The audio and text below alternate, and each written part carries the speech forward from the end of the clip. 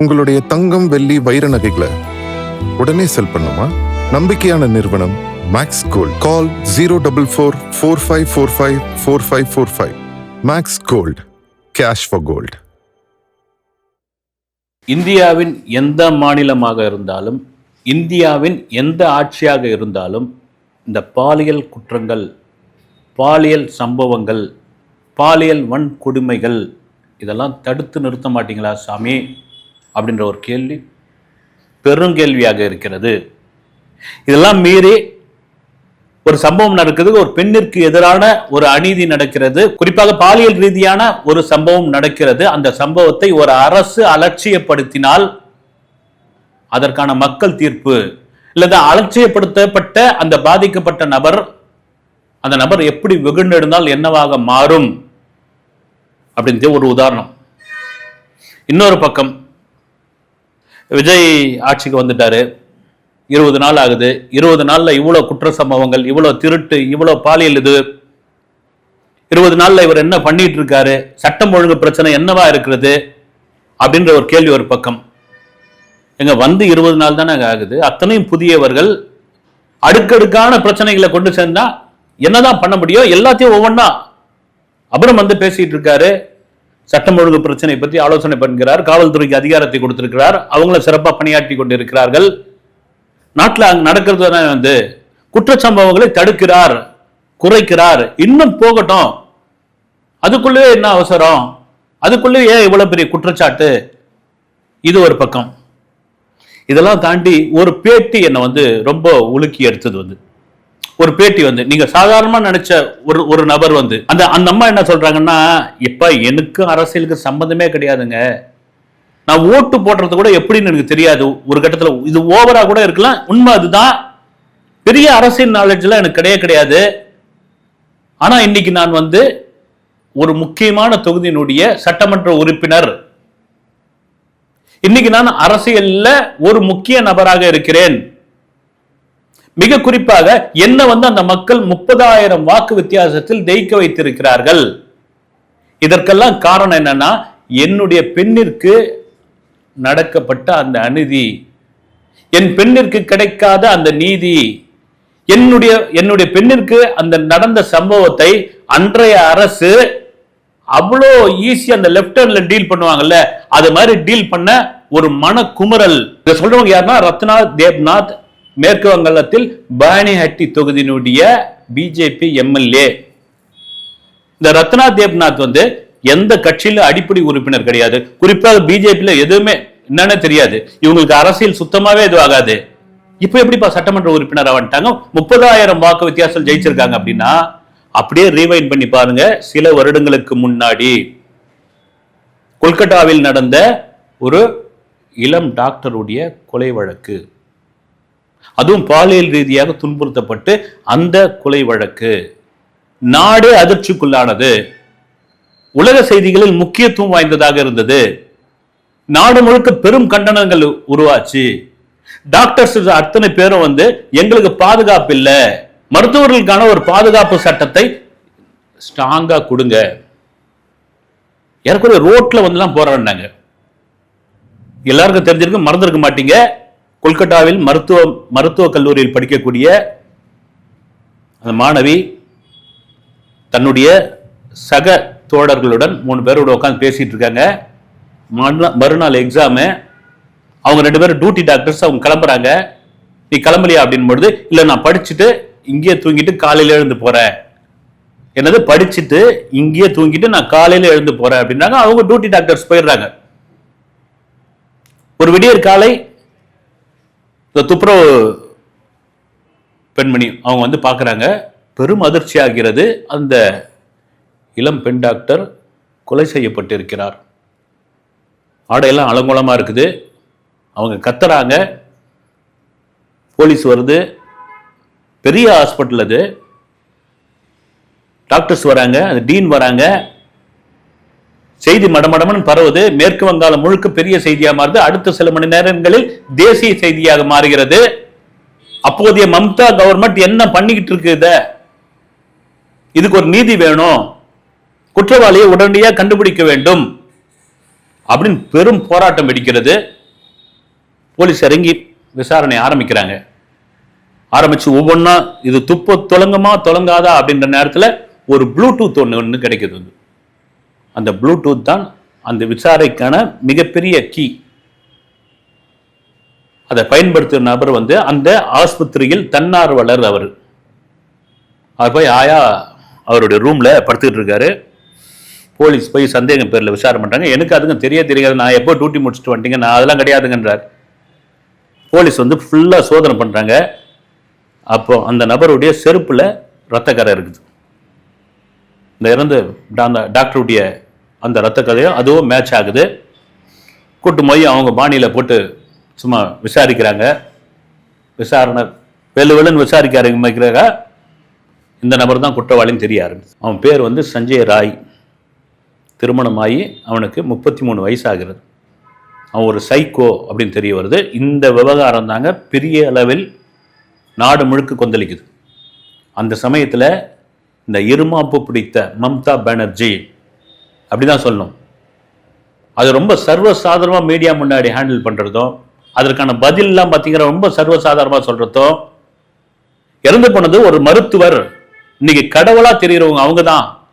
உண்மையா கொரோனா காலகட்டங்களில் கடவுளாக போற்றப்பட்டவர்கள் அவர்கள் தான். இந்த கொரோனா தொற்று காலத்தில் எத்தனை மருத்துவர்கள் இந்தியாவில் நம்ம இழந்திருக்கோம் தெரியுங்களா? அப்படி ஒரு பெண் டாக்டர், அவங்க படிக்கிறாங்க, படிப்புல ரொம்ப கெட்டிக்கார பெண்ணு, இந்த மாதிரியான ஒரு கொடூரத்தை பண்ணிருக்கிறான். அதுக்கு ஒரு முதல்வரா, ஒரு மாநிலத்தினுடைய முதல்வரா நேஷனல் லெவல்ல இந்த செய்தி பெரிய அளவில் பேசப்படுகிறது. உங்களுடைய அரசு விமர்சிக்கப்படுகிறது. நான் உடனே குயிக்கா என்னவா அதை முடிக்கிறேன்னு சொல்லாம பொதுவான ஒரு வார்த்தை, மெத்தனமான ஒரு வார்த்தை, அதெல்லாம் தாண்டி ஆணவத்துடைய உச்சத்துல ஒரு வார்த்தையை பயன்படுத்துறாங்க. அது நாட்டை தாண்டி அந்த மாநில மக்களுக்கு பெரிய எரிச்சலா மாறுது, மிகப்பெரிய எரிச்சலா மாறுது. என்னையா இந்த அம்மா திமிர அடக்கவே முடியாதா? எத்தனை மடங்கு திமிரியா? எங்கிருந்தையா வரும்? பெண் என்றால் பேயும் இறங்கும் அப்படின்னு அப்படி ஒரு பெண்ணிற்கு ஒரு மிகப்பெரிய அநீதி நடந்திருக்குது. ஒரு மருத்துவர் இங்க சென்னையில மிகப்பெரிய போராட்டம் நடக்குது. அப்போ ஒரு பெண் மருத்துவர் கொடுத்த ஒரு பேட்டி பெரிய வைரல் ஆச்சு.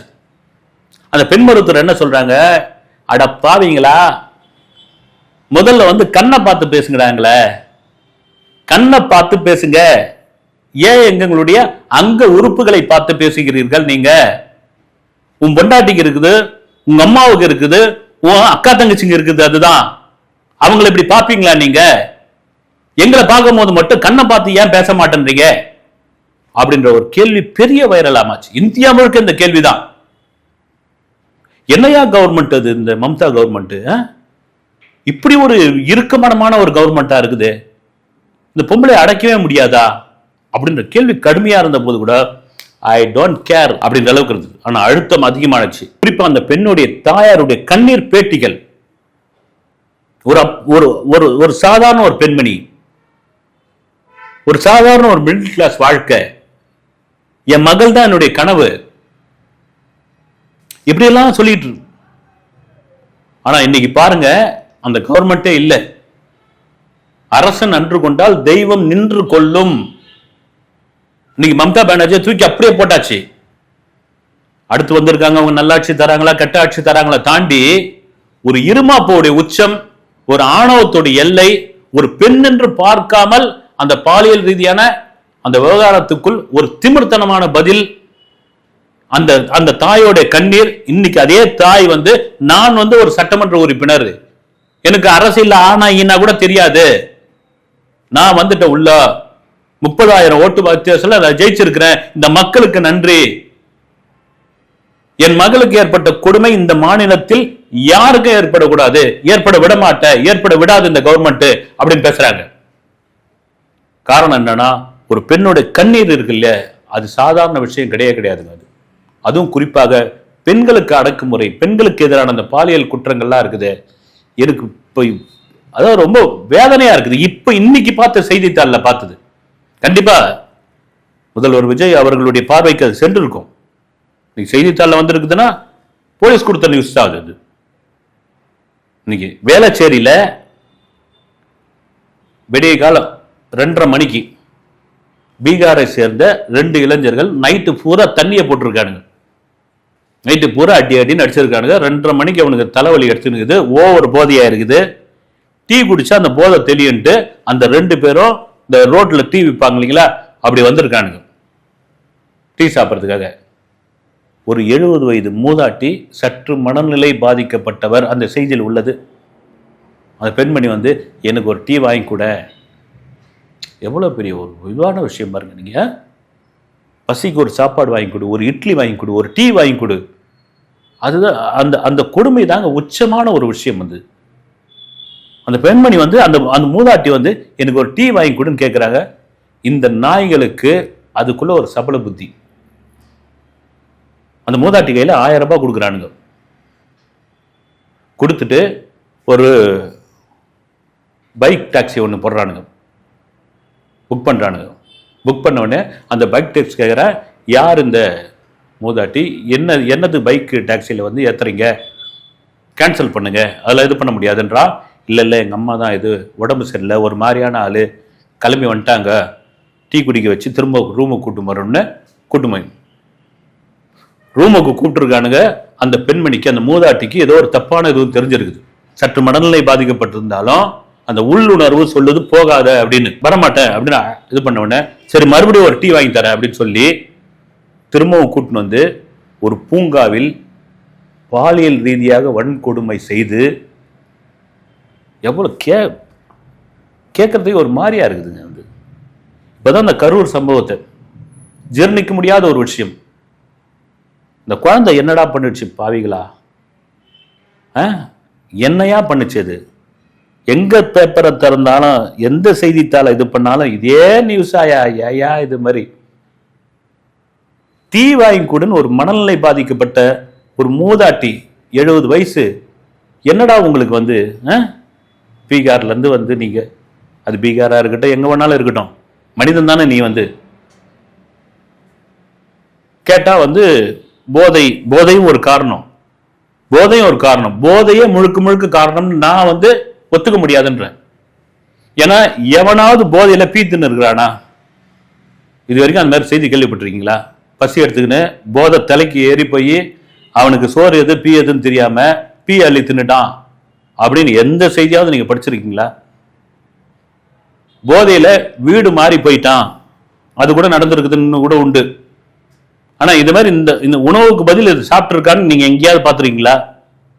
ஆனா என்ன, போதை உச்சிக்கு ஏறி போச்சு, போதை தலைக்கு ஏறி போச்சு, போதை இதுவாகி போச்சு. என்னடா பாவீங்க நீங்க வந்து இது மாதிரி அட்டுழியம் பண்ணிக்கிட்டே இருக்கிறீங்க. போன ஆட்சியில தான் இதை சொல்லிதான் வந்தீங்க நீங்க. உண்மையாவே வந்து 2 வயசு குழந்தையும் விட மாட்டேன்றீங்க, 70 வயசு மூதாட்டியும் விட மாட்டேன்றீங்க. இதுக்கு ஒரு முடிவு கட்டுங்க சிஎம் சார், உண்மையாவே முடிவு கட்டுங்க, சட்டத்தை ஸ்ட்ராங் ஆக்குங்க. என்ன கொடுமை இது வந்து. நாளுக்கு நாள் இந்த செய்தியை கேட்டு மன ரீதியா இந்த ஜென்சி கிட்ஸ் 2K கிட்ஸ் இவங்களுடைய மனநிலை எப்படி என்ன ஆகும்? ரொம்ப கொடுமையான ஒரு விஷயம். இதை கேட்க ஏன்னா அங்க பாருங்க, மேற்கு வங்காளத்தில் ஒரு முதல்வர் எவ்வளவு அலட்சியமாக ஒரு பெண் டாக்டருடைய பாலியல் சம்பவத்தில் எவ்வளவு அலட்சியமாக நடந்ததால் அப்பொழுது இன்னைக்கு அரசியலுக்கே சம்பந்தம் இல்லாத அந்த பெண்ணுடைய தாய் இன்னைக்கு வந்து சட்டமன்ற உறுப்பினராக வந்து சொல்றாங்க, என் மகளுக்கு ஏற்பட்ட கொடுமை யாருக்கும் நடக்கக்கூடாது. அரசு நன்று கொண்டால் தெய்வம் நின்று கொள்ளும் என்பதில் மாற்று கருத்து இல்லவே இல்லை. அடுத்த வீடியோவில் சந்திக்கிறேன். நன்றி.